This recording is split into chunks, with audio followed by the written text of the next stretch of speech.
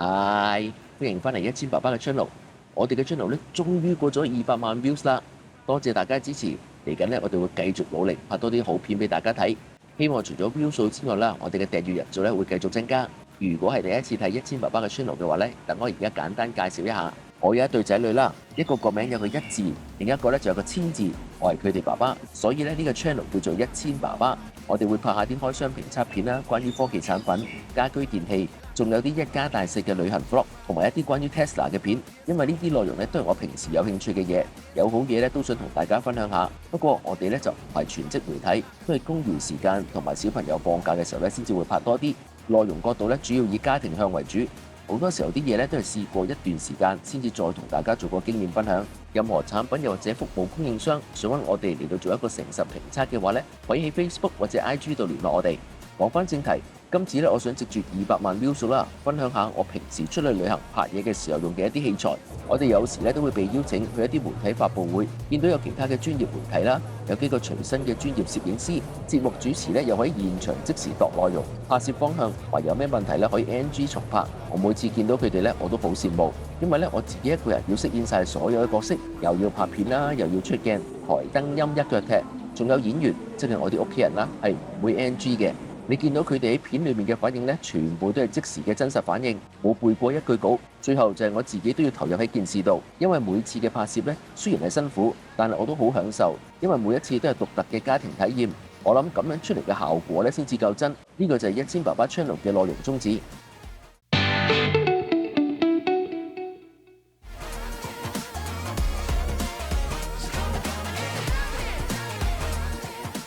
今次咧就同幾個老友一齊咧走咗一轉上海，有啲係10幾年都冇上過嚟，知道內地嘅日常生活咧好依賴部手機，不過咧就唔知點搞。而家咧其實真係簡單咗好多，唔需要話一定要有內地電話或者銀行戶口。遲啲我再出翻條片介紹下。趁住今日翻香港喺酒店 check out 之前咧，分享一下我平時旅行拍嘢咧會帶啲咩 gear。Peak Design 嘅 Travel Duffel Pack 65 lit，基本上每次出去拍嘢或者旅行咧，佢都係我嘅必備。呢個咧其實已經係我第二個嘅 Duffel Pack。第一個咧喺2018年 Peak Design 喺 Kickstarter 嘅時候咧，我已經有支持，都用咗一段時間。不過咧舊年俾我隻狗咬爛咗。跟住咧就再喺 Suburban 度買翻，我中意佢個外形，好好睇。佢裡面咧有2個軟膠嘅網狀嘅袋，可以擺翻啲重要嘢。我就放咗支筆同埋跟呢個 Duffel Pack 嚟嘅索帶。支筆咧就係 Steelform Titanium 嘅 Gel Pen， 好好用。我喺 Kickstarter 嘅時候買，雖然咧而家大多數時候咧用手機就得，不過咧我習慣都會帶定支筆，以備不時之需。呢支筆咧已經跟咗我4年啦。出邊兩邊咧都有個側袋，我呢邊咧就放咗幾個垃圾袋。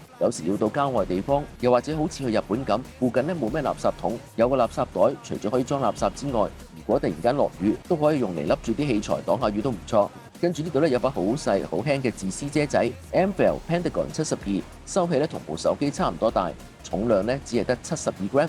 仲有啲紙巾啊、濕紙巾、消毒液、應急嘅藥物、後備口罩，方便有需要嘅時候咧可以即刻攞到。仲有呢個係 Peak Design 嘅 Packable Tote，唔好睇佢咁細個啊，打開之後其實都幾實用。有時候去旅行買多咗嘢，又或者買咗啲凍嘢啦，唔想就咁擺落個背囊度，驚會出水影響到其他攝影器材嘅話咧，我都會用佢袋住。喺條左邊嘅孭帶上面咧，我就加咗個 Matador 嘅 Speed Stash， 我喺 Suburban 度買，可以放手機啦、Power Bank。近排咧我就主要用嚟放個太陽眼鏡盒，一陣間再講。而另一邊嘅孭帶咧，我就有個俗稱嘅師奶扣，喺幾年前買嗰陣時咧就叫做 Cliplet， 而家我見到咧好多時候會叫做 Hero Clip， 我唔知有咩分別，不過咧作用都一樣。有陣時唔想將個背囊放喺地下，用佢嚟勾住啲欄杆啊、台邊、座椅嘅手柄、樹枝上面都得。見到而家 Decathlon 都有得賣。我平時日常工作咧都會用部 MacBook Pro， 我哋全家咧基本上都係 Apple 嘅生態圈裏面。呢一部咧係2023年嘅 M2 Max。我拍完片咧，每一晚都會翻房 unload 晒所有 media， 攞翻去呢部 MacBook Pro 先。臨瞓前咧就會開始 convert 啲360 video。簡單講下我部 MacBook Pro 有啲咩配件啦。部機本身咧都有 SD 卡嘅插位，我就買咗呢個 Base T Micro SD 嘅卡套，因為好多細機啦，又或者 Action Cam 咧，而家都係用 Micro SD， 用咗佢咧就無論大細嘅 SD 卡一樣都讀到。另外佢嘅設計咧可以平時就咁長插喺呢一度，顏色咧就同部 MacBook Pro 夾翻，而且咧佢唔會突出嚟，可以當成防塵蓋嚟用，好推薦俾而家所有用緊 MacBook Pro 嘅朋友。喺屋企用部電腦咧，我有個 stand 去確保個 MacBook Pro 嘅 screen 頂咧同我對眼嘅水平差唔多，咁樣咧先至符合人體工學，避免長時間要耷低頭，減少條頸嘅負荷。我喺部機底咧就黐咗呢一塊 Morphed Laptop Stand。咁我出街用嘅時候咧，都可以一樣提高翻呢個 screen 嘅高度。佢好薄同埋好輕，唔使話另外要再帶多個架。跟住落嚟咧都係 Morphed 嘅 Laptop Carry Sleeve。呢個深藍色咧已經係我買嘅第二個，第一個咧係奶茶色，喺2020年嘅 Kickstarter 度買，我就將佢同部舊嘅 MacBook Pro 咧一齊俾咗阿仔用，佢一樣都可以晾起部機之外咧，我最中意佢嘅質地同埋厚度，可以保護到部機又靚仔，仲有佢另外一邊咧係有彈性嘅，就算放埋啲電線啊小配件一樣冇問題。呢度咧就可以擺卡片，開口咧有磁石吸住，非常方便。講完部電腦啦，下一個就係 Apple AirPods Pro。除非係屋企剪片可以開住個喇叭之外咧，我喺出邊做嘢咧就會用到個 AirPods。除咗唔會嘈到其他人之外啦，我用過好多藍牙耳機嚟剪片咧，發現每段片開始嗰啲聲咧都有半秒嘅延遲，剪得好唔暢順。用 AirPods 咧就冇呢個問題啦。除此之外咧，平日我搭巴士翻工放工啊，都會帶住佢聽歌同埋聽下電台。佢細細粒，防噪效果又唔錯喎。除咗部手機同埋 MacBook Pro 之外咧，佢就係我使用率最高嘅一個 gadget。跟住咧就係隻 Apple Watch Ultra 2。老實講，平時佢嘅用途就唔大，我主要用嚟做我嘅心跳監測器，因為我平時咧就算喺靜態嘅情況，心跳都幾快，帶咗佢咧就可以記錄下。仲有用嚟做 iPhone 嘅遙控攝影，我隻手唔夠長，自拍咧就麻麻地。用 Apple Watch 嚟到遙控 iPhone 影相咧，可以用到手機嘅後置鏡頭，又可以歪啲又靚啲。我自己咧就比較少玩啲戶外活動，所以咧就唔係用得好盡呢一隻錶。繼續係 Apple 嘅產品，就係我部 iPhone 15 Pro Max 啦。我平時去衡量一件產品嘅好同壞咧，除咗功能之外，就係個使用時間。用呢一個諗法，手機咧一定係我用嘅 gadget 裏面排第一名。平時又會用佢嚟拍下片，其他功能咧就唔使喺呢度多講啦。我自己咧通常就會貼住啲新型號嚟用。手機殼咧就係 Peak Design 嘅 Mobile 系列，之前咧都有拍片介紹過成個嘅 Mobile 系列，有興趣嘅話可以睇翻呢一度。手機嘅後面咧，我就會用 Mobile 系列嘅 Stand Wallet， 平時咧就會袋住公司嘅集卡啦同埋門口卡。我今次去上海咧，我冇帶銀包，一啲人仔同埋港紙都冇帶，淨係得部手機同埋 Wallet 裏邊嘅身份證同埋回鄉卡，好輕鬆。其實平時喺香港咧，我都冇帶銀包好多年㗎啦，估唔到而家去旅行都得。不過我諗喺翻內地先至可以咁，去日本啊其他地方點都要預備定啲現金同埋本 passport。跟住呢一部咧又係 iPhone， 不過咧係上一代嘅 Pro Max。呢一部咧係我哋嘅 ChatGPT 專用手機，專登去開一個美國嘅 Apple ID 嚟到安裝。我會用佢嚟做 research 啦，揾內容、字幕翻譯。喺屋企咧，小朋友咧會用佢嚟幫手溫書，功能太強大啦，而且仲日日發現有新嘅用途。我旅行咧都會帶埋佢。跟住咧我就帶埋部 Switch， 諗住搭飛機嘅時候咧可以玩下隻新嘅 Paper Mario RPG。不過上機之前咧，俾班 friend 到咗去睇 Netflix 嘅 The X Show， 未翻嚟香港咧已經煲晒8集。我自己咧就覺得一般啦，唔太推薦。好啦，要講下啲拍攝器材啦。佢係 DJI 嘅 Pocket 3，我覺得咧佢係現時全能嘅輕便攝影機，無論日頭啦、夜晚、避震、色彩控制、開機嘅反應，基本上都冇咩對手。佢係我拍片嘅第一首選。可以留意下嗰隻腳架仔，我唔係就咁拎入去，我全部細機嘅接合咧都用呢一個系統 Welcome 小準 F22系列，我哋一陣間再講。跟住咧就跟咗我2年嘅鐘 DJI Mini 3 Pro 無人機，出去旅行咧我盡量都會帶埋佢，難得出外，梗係想拍啲特別嘅鏡頭啦。不過放飛之前咧，一定要出下當地嘅飛行條例，就算係合法，都唔好騷擾到其他人。我試過幾次同班影相 friend 一齊擺晒腳架 set 好晒大機喺度影 time lapse， 跟住咧就有隻無人機喺我哋面前咧咁慢慢打橫飛過，想點啊？手法咧就係基本嘢，飛嘅時候咧都要顧及下其他人，咁咧大家先至玩得開心。呢個袋仔咧就係 Peak Design Everyday Snake 5 Lit， 呢個款同埋顏色咧已經冇再出啦。我會擺晒我啲細嘅器材入去，例如相機啊、收音咪同埋燈仔都喺裏邊。佢斜孭又得，做腰包又得。我自己去睇背囊或者包包咧，第一樣嘢就一定睇佢嘅拉鏈，第二樣就會睇佢嘅手抽位，咁樣咧就大概知道呢件產品嘅定位。最怕係啲用平料但係得個牌子嘅扮貴貨。呢一個係 Insta360嘅 Ace Pro， 我中意佢可以反芒，顏色咧成像都唔錯。我當佢係 Pocket 3嘅後備，出去拍嘢咧一定要有後備裝置。呢一啲咧都係痛苦之後學翻嚟嘅嘢。我大多數嘅相機咧都會有個 cage， 又或者叫做套籠，除咗可以保護部機之外啦，通常咧都有額外嘅 cold shoe 位去加支燈仔。另外你見到下面咧一樣都係用小準嘅 F22，一陣再講。呢個應該係而家我相機庫裏面咧最新嘅產品啦 ，Insta360嘅 X4 加埋個原裝套籠。都用咗一段時間，呢一代咧真心唔錯。其實我都算係 Insta360嘅 fans， 基本上佢出過嘅所有 prosumer 產品咧我都有，甚至連唔係好多人知嘅 Apple 我都有。我見到佢哋呢排嘅廣告咧推得好勁，大部分我睇到關於 X4 嘅片咧都係啲業配片。我遲啲再出條片講下佢哋未必會講嘅嘢。我有幾個 friend 之前咧都有買過360嘅相機，不過都用咗一排就冇再用啦。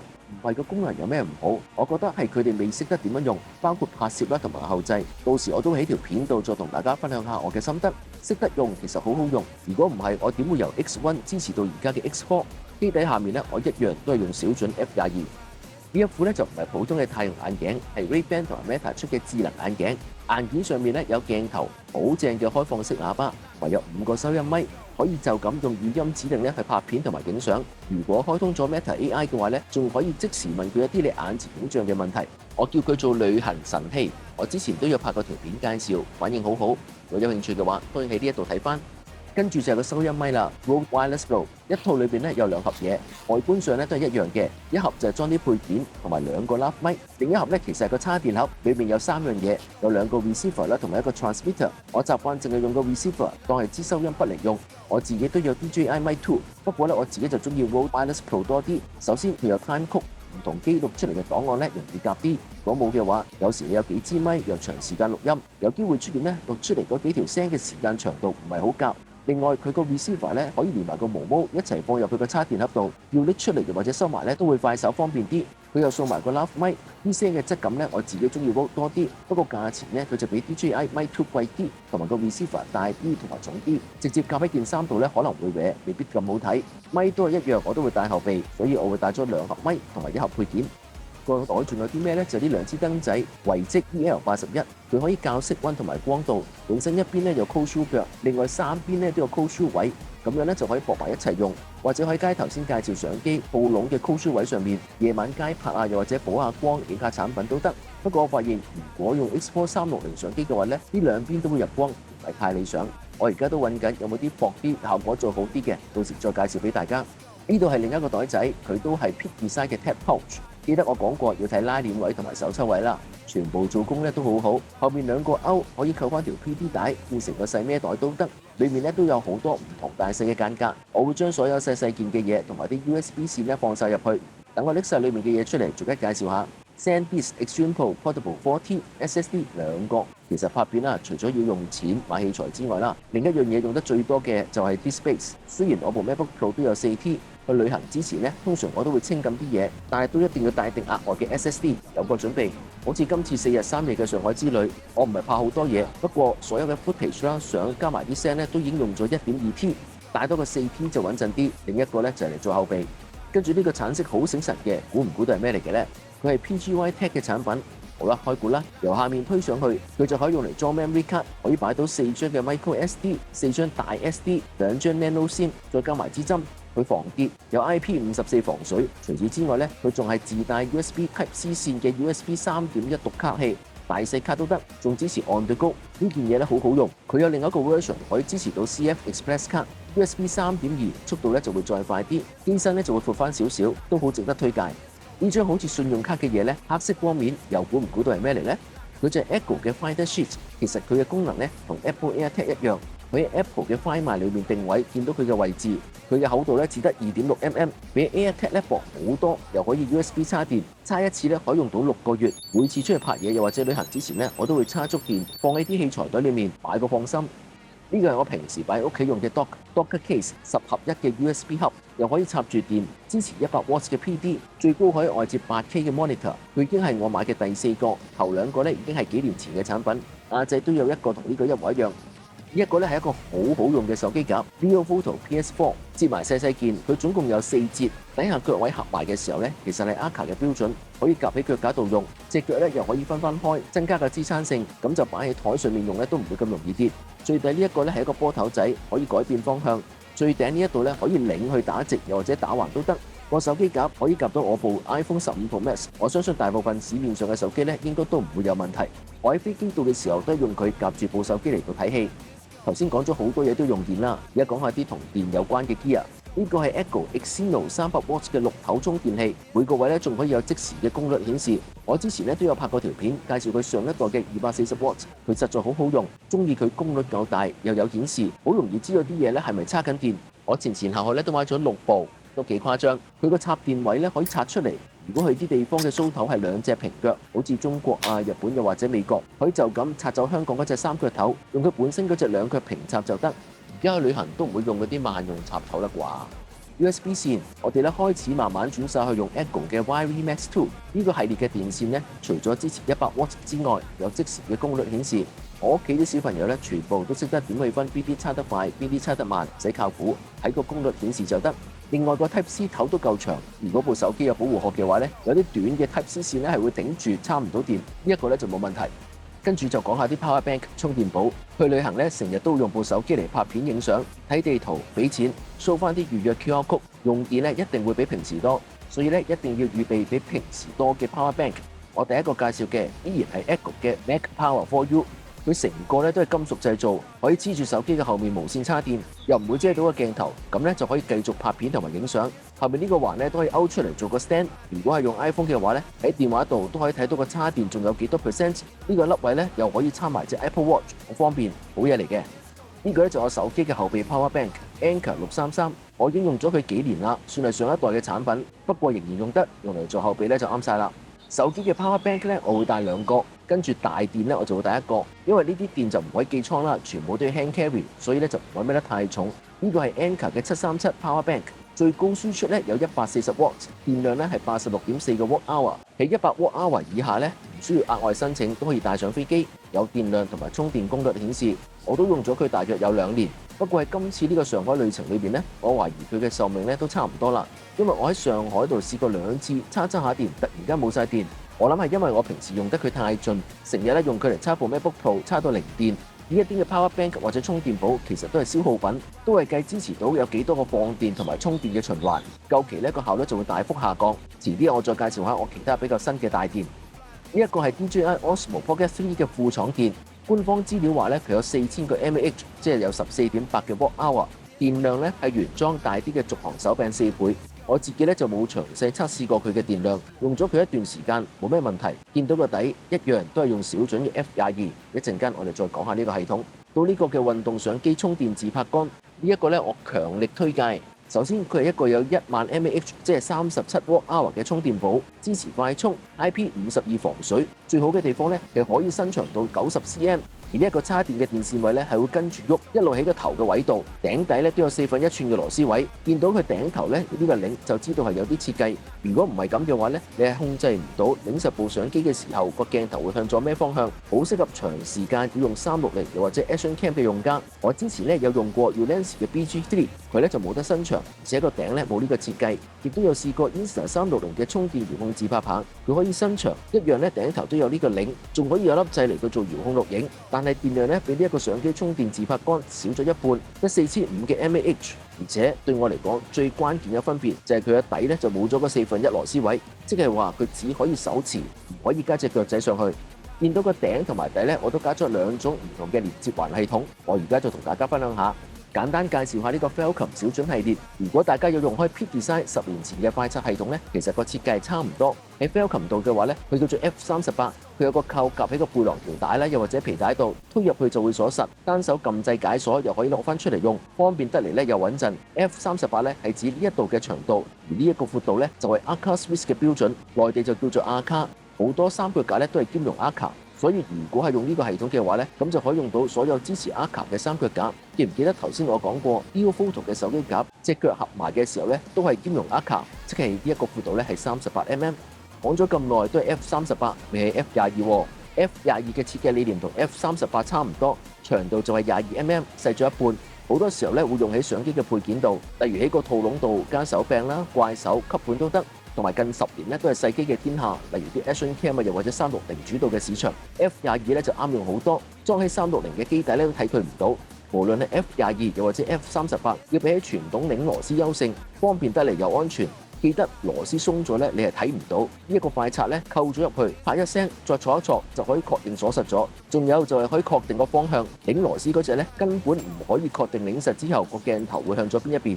而佢最重要嘅一樣配件，令我全身投入去呢一個連接環系統裏邊咧，就係呢一個啦 ，F22同埋 F38嘅通用快裝板。我所有嘅細相機嘅機底咧都加咗呢一塊板，而所有腳架嘅頭咧都用翻個 F22 咗。首先呢一塊通用快裝板我所有嘅細相機都可以好方便咁樣推入去就會鎖實咗，因為佢一邊係 F22啦，另一邊係 F38，咁即係話就算係大啲嘅腳架一樣都可以用到。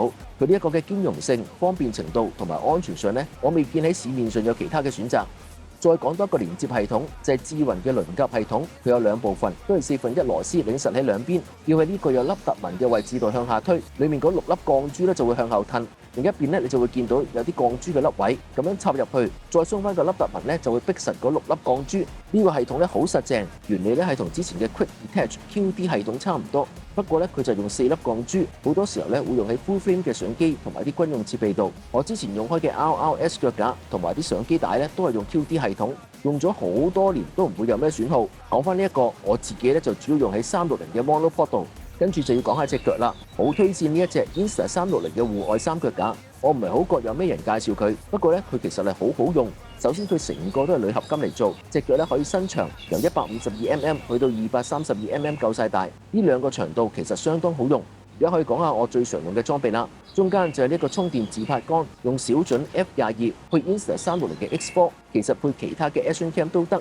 咁樣插住電，基本上拍6-7個鐘頭咧都夠電用。下面咧就用智雲輪夾播住個 Insta360嘅戶外3腳架，平時行住街，隻手揸住呢個腳位，個高度咧去翻我塊面度啱啱好。食飯嘅時候就咁打開隻腳放喺台中心，差唔多一樣都係人頭嘅高度 ，perfect。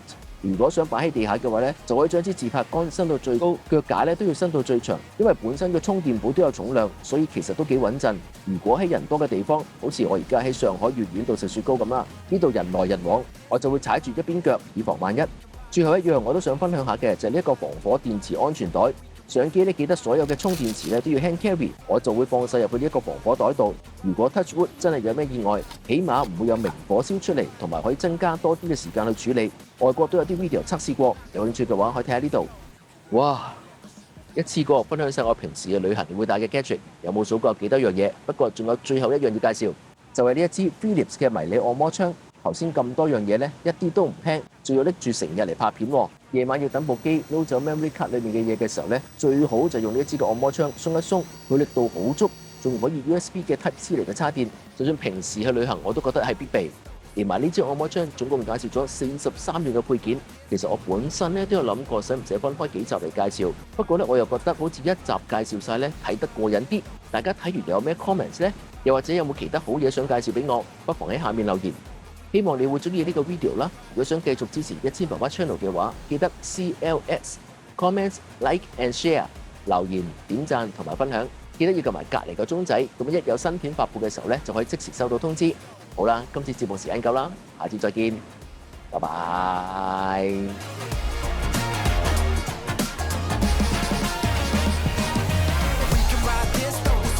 Disco, and you can ride looking like a super fly disco, and you can ride this though, and we can fly disco.